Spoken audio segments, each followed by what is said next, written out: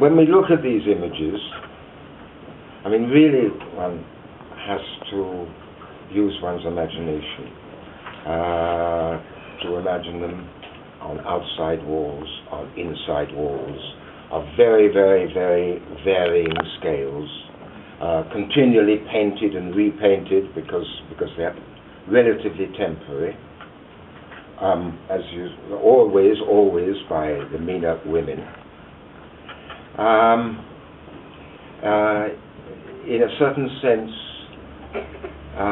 it is part, and don't shout, the feminists, it is part of their housework. And it's quite interesting, I think, for one moment to connect it to embroidery. But it's quite interesting because when it's a question of decorating something you wear or something that is hanging, the motifs are usually plant-like or floral, also geometric, but essentially plant-like. When it comes to decorating a building, a home, something which is solid and which contains many, many activities, the images are animal. Animal because animals encircle, because they reproduce, because they have a kind of alacrity, a kind of speed. And there is something so fast about these images. I don't mean to say that they were done fast. That's something quite different. But there is speed within them. That is to say, something which is transitory and at the same time continuous. And that's very important. Okay. And if one thinks of the global world order, of what is politely called neoliberalism, but which is in that fact economic fascism. Well, when one thinks about that, it becomes increasingly obvious that more and more walls are being built.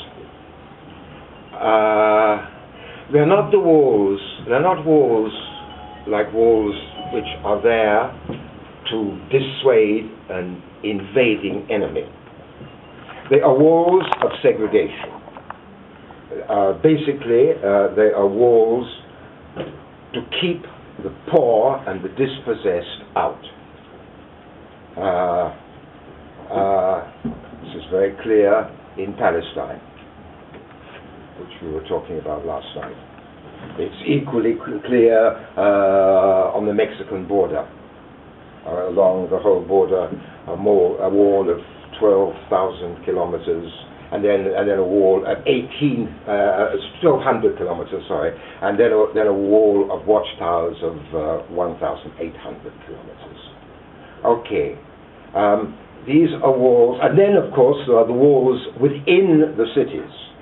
And these are not walls, as I say, they are not walls to keep the invader out, they are walls to segregate. They are walls actually built by fear and contempt. Well, and here we have decorated walls which are the exact opposite, because they are walls of welcome. So in fact these images, apart from being what they are also in this context resistant images, because they are totally opposed to the walls that they make are totally opposed to the walls that are encroaching around us. And let us be quite clear about this, because, you know, Greenspan said the other day about the threatened meltdown. I mean, apart from all his other responsibilities, or irresponsibilities, he compares it to a cyclone, as though this is a natural disaster, instead of actually being the consequence of the crazy human greed and folly of which he is one of the spokesmen. And this is, one has to be very, very, very, very conscious and important about resisting the kind of use of nature to explain things which has nothing to do with nature. And that brings us back to this because you know, these actually are about the secrets of nature. Okay. One other thing I would like to say is that, of course, animals were the first subject in art. You know, the oldest images so far that we have are the images in the cave of Chauvet in France, which are 30,000 years old.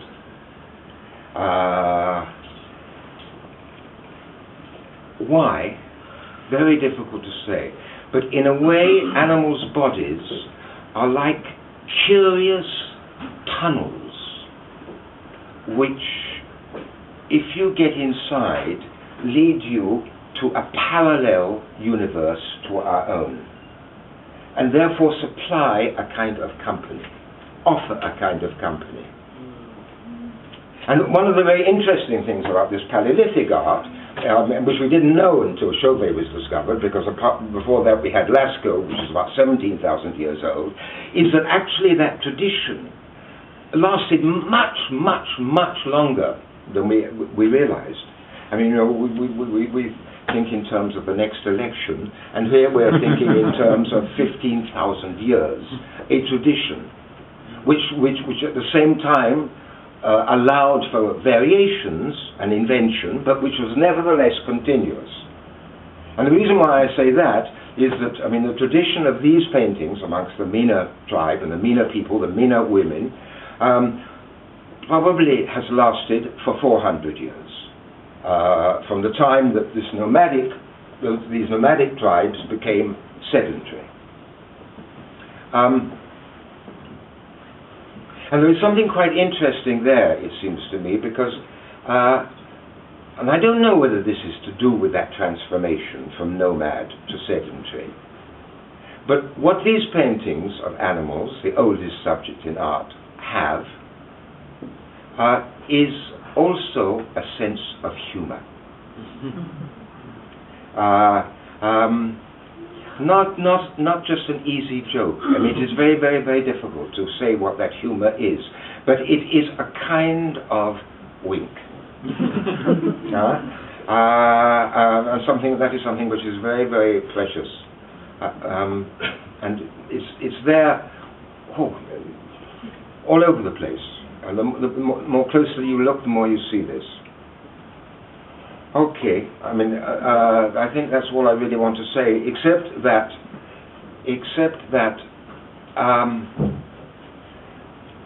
because essentially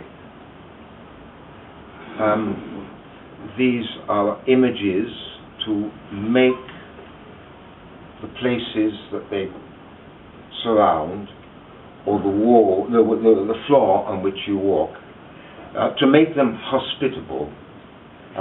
That means that we are all guests, and therefore we accept that hospitality and say thank you.